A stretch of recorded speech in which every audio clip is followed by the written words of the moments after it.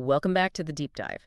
So, when you think about the biggest challenges in, say, the trucking industry today, where does your mind go? For most people, it's probably fuel costs, right? Right. Or the supply chain. Exactly. Fuel, the supply chain, maybe even, the idea of self-driving trucks. That's always in the news. The big tech stuff. Right.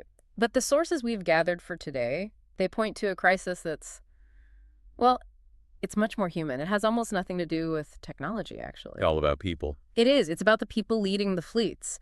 So our mission today is to do a real deep dive into what the industry is calling the succession cliff and the brain drain crisis. We're going to look at what's being lost and, more importantly, what can be done about it before it's too late. And it's so important to get this right from the start. This isn't just a temporary labor shortage. It's much deeper. It's a crisis of human capital, of legacy. What do you mean by legacy?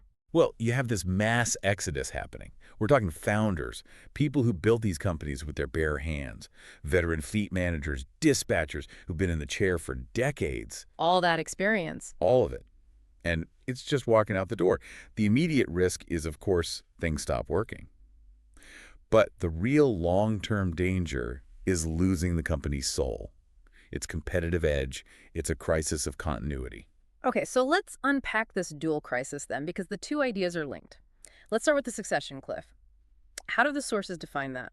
It's that moment, the pivot point, where these long-term leaders, the ones who've been the bedrock of the company for 20, 30 years, they start to retire. And there's no one ready to step in. Exactly. There's no smooth handoff. The sources use this incredible analogy. Oh, the relay race one. I loved that. Yeah. It's like a relay race where the baton just dropped mid-run. And it doesn't matter how fast the next runner is, right? If that handoff is fumbled, the whole thing just falls apart. It's an abrupt stop. And that baton drop, that is what leads directly to the second part, the brain drain crisis. Which is the loss of that institutional knowledge. Yes. Yeah. The kind of wisdom that, well, that technology just can't replicate. It's not in a manual. It's not in a database. It's in the gut feelings, the memories, the relationships of these people. Can you give us a concrete example? What is actually disappearing? Okay, so think about a veteran fleet manager, someone who knows how to keep a specific model of truck running through a brutal Alberta winter. Right. They know the sound the engine makes right before a specific part fails. They know to override the official maintenance schedule because their experience tells them to. Yeah. That's not in a manual anywhere. That's tribal knowledge. And what about the dispatchers? We think of that as a purely tech-driven job now, but the sources say something very different about the best ones. Oh, absolutely. The best dispatchers have a kind of emotional intelligence that software just doesn't. They can sense when a driver on a tough route is getting close to burnout. Before any system flags a delay. Long before. And they know exactly what to say, when to call, maybe when to reroute them. They're managing people, not just trucks. When that person leaves, that skill is gone. That's the brain drain. And of course, the trust factor. The founder who has personal relationships with regulators, with key customers. That all just evaporates overnight. It's terrifyingly costly. And the reason it's gotten so bad is, it's almost understandable. These leaders were so busy surviving, just managing the day-to-day grind. They're too busy running the race to train the next runner. That's it exactly. And now the entire industry is playing catch-up. A very expensive game of catch-up. So, okay, that brings us to the next logical problem. If the experienced leaders are leaving, you need to attract the next generation. But that's not happening. Why is that pipeline so dry? It really comes down to perception. The industry's image is just tragically outdated. How so? Well, if you ask a bright, ambitious business school grad about trucking logistics, what do they picture? Long hours, diesel fumes, maybe stacks of paper.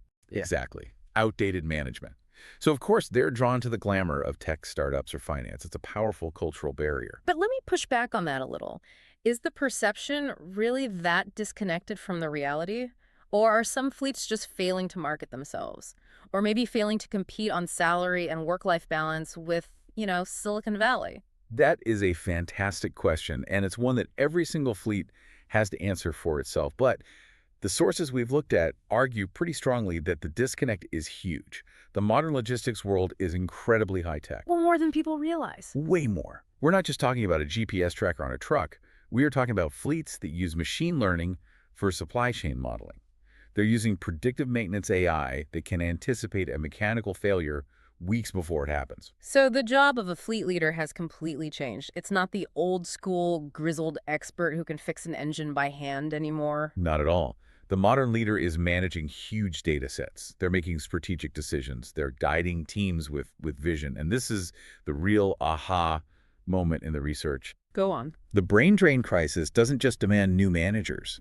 It demands new thinkers, data scientists, strategists, people who can bridge that gap between human leadership and technology.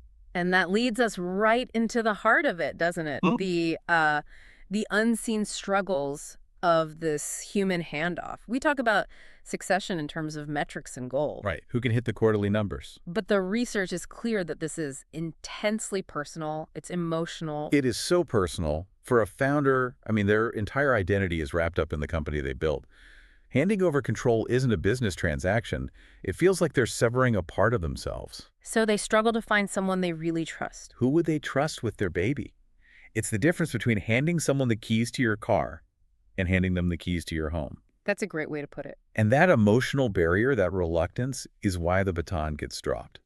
Because leaving a legacy isn't just about leaving a profitable business. It's about passing on the values, the culture. The way they treat their drivers. The way they treat their drivers, how they solve problems.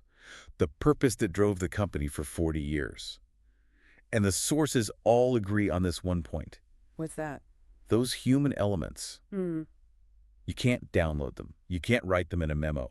They had to be transmitted carefully from one person to another over time. Okay, so if that's the problem, let's talk solutions. The sources lay out some really concrete strategies. It seems like mentorship is the bridge here. It's the only bridge. And the first step is creating structured shadowing programs. And I mean truly structured. Not just a few lunch meetings. No.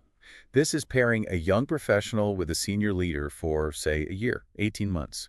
So they can absorb not just the what, but the how. How are these decisions made under pressure? Which flows into the second strategy, creating knowledge libraries. This seems obvious, but the sources say it's really hard to do well. It's incredibly hard because you're asking a fleet manager who has run on pure instinct for 30 years to sit down and document why they do what they do. When the answer is probably just, it's a gut feeling. Precisely.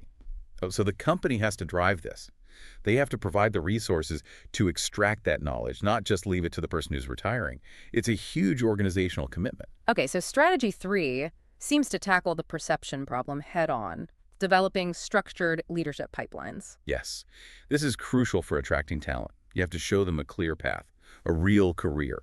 You can go from data analyst to VP of operations. It proves that logistics is a dynamic, strategic field, not a dead end. And the final piece is looking outside the usual channels. Right. Collaborating with universities, with tech companies, bring in people with diverse skills, data science, communications, analytics, fresh blood. But it all comes back to mentorship. It always does. A good mentor teaches the how, but a great mentor teaches the why. And that why is what preserves the heart of the industry. You know, this whole deep dive really boils down to a set of questions, doesn't it? For the current leaders out there, the sources are practically screaming at them to ask, who knows what I know? And what am I doing right now today to prepare them? And then for the up-and-comers, the question is different. For them, it's who can I learn from? And how do I show that I'm ready to lead, not just to follow? It seems like what's needed most on both sides is courage. The courage to let go and teach, and the courage to step up and learn. To trust. To trust, that's the key. So we started this whole conversation thinking about technology and data.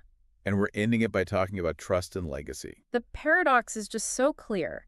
These incredibly technical, data-driven fleets are completely 100% dependent on irreplaceable human wisdom. And the fleets that are going to win in the next decade, they're the ones who get that. They'll understand that their most valuable asset isn't the trucks. It's the people and the knowledge they carry in their heads. So what's the final thought you want to leave our listeners with? I think it's a thought that challenges our entire assumption about logistics. The trucks of tomorrow, yeah, they might drive themselves with AI and remote tech. That's probably coming. But leadership, they will always, always require a human touch. So the most powerful engine in trucking isn't under the hood. It's the human element behind the wheel, or in this case, behind the desk.